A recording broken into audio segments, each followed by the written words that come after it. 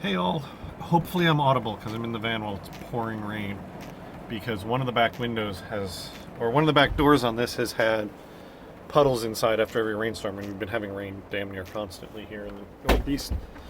So finally I was around when it was raining, and this is a doozy of a storm, so I'm back in here trying to find the drip, and boy did I.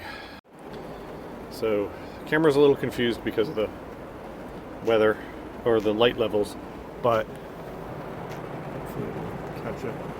There's a little bit of a drip coming in above over here because the seals are old. That one's not great, but right here where the two pieces of the pop-out thing meet, water is just pouring constantly down there.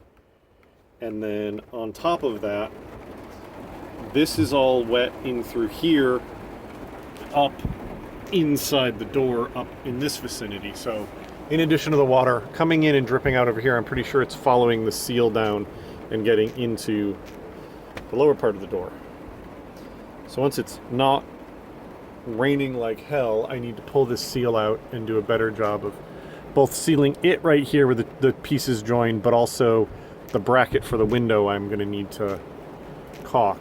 But yeah, it's just absolutely pouring into the van. So that's fun. And it's several days later and not raining.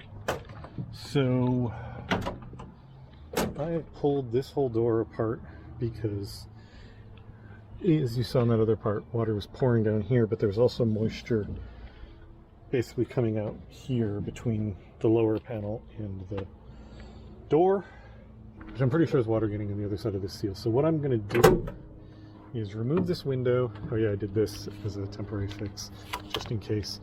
I'm going to remove the window, I'm going to remove this bracket, I'm going to remove the gasket, and then the top of this bracket is going to get some sealant, and where this gasket comes together is going to get some sealant as well.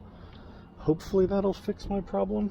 I'm not 100% sure, but it's at least a good start. And I'm obviously going to do this door as well for the same reason. I haven't decided if I'm going to do that door over there because that one doesn't seem to be leaking. This one doesn't seem to be leaking either in any meaningful way, but I think I saw some little bit of moisture. But you can see this is all dry, but you can see the discoloration, and the carpet is actually a different texture over here from getting repeatedly wet and dried and wet and dried and wet and dried.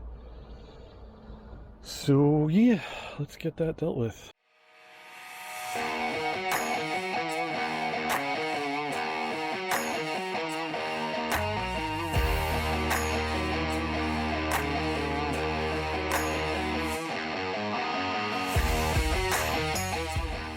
Alright, I just noticed this on this one. This is the window that's not really leaking, but the ends of this gasket where they were cut are rusty, which means that they're getting water there, and there's a stain of rust here, which means that water is definitely getting to that spot.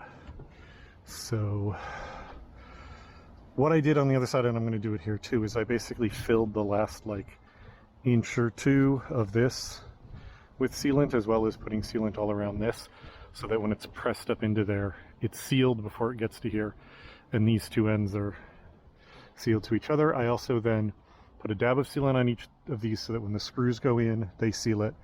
And then on the bracket itself, between the screw holes, I put sealant across so that this is sealed to the body. Each of the screw holes is sealed, because I realized don't think I can even show it to you.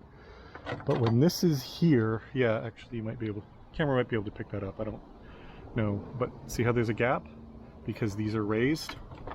So that's basically funneling water in there and then in to the seal, which is then, because there's a, this is cut, is then letting the water through in the middle. So hopefully, I can't tell, I think I might have to put more sealant in there. Damn it. Yeah, I have to climb up on the bumper so I can see. Like, that's better, but I don't know that that's actually sealed. So I think what I'm going to do is get some gloves and just put more in there and then wipe anything excess out. And on this side, I'm going to put a thicker amount of it on. And then I think that will solve my problems. And now that I know what the problem is, I am going to do this door over here as well, because it's done the same way. All right, so those have all been resealed. The blue tape is because I'm not sure that the sealant I used will have cured by the time the storm gets in, so it's just a little protection. I used like house window sealant, like window and door sealant, because I was going to use windshield urethane, but I realized two problems there. One, it's $36 a tube instead of $6, and also it's really hard to get back off again. And theoretically I'm repainting this van, so I didn't want to weld those in place with that urethane.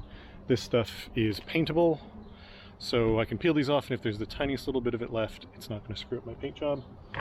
Also, relevant to the other video, these screws, when I did the windows originally, I put the same number 10 screws here as I did up the top. They didn't work at all. They couldn't hold the bracket against its own tension. So I believe these are 14s. These are the same thickness as the screws that this bracket was originally held by. I just very carefully drilled the holes a little bigger and then put those in. And they're also inch long, so that, you know, I'm not just grabbing a couple threads, like they're all the way, you know, they're solidly in there. So hopefully this will solve my leak problem. I haven't put the interior back in because obviously I have to find out, but I really hope it does. And so I don't have to keep, because seriously, it's been like rainstorm, open van up, dry it out, rainstorm, open van up, dry it out for like 2 months now. I'm getting a little tired of it. So hopefully this solves the problem once and for all.